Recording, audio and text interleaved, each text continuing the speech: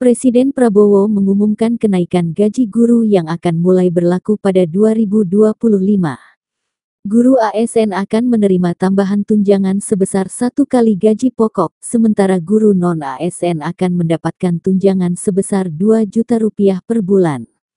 Prabowo juga mengungkapkan bahwa anggaran untuk kesejahteraan guru pada 2025 telah ditingkatkan menjadi Rp81,6 triliun, naik Rp16,7 triliun dibandingkan tahun sebelumnya.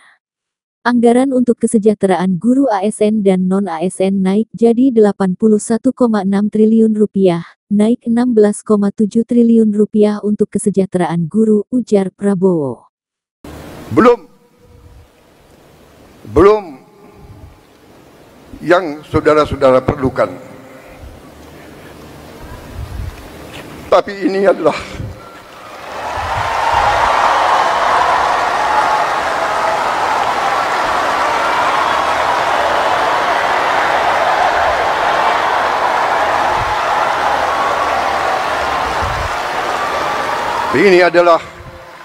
upaya kami, dan ini akan kami upayakan terus.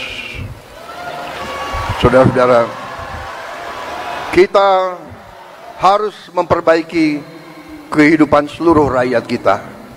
Para guru, para pekerja, para petani.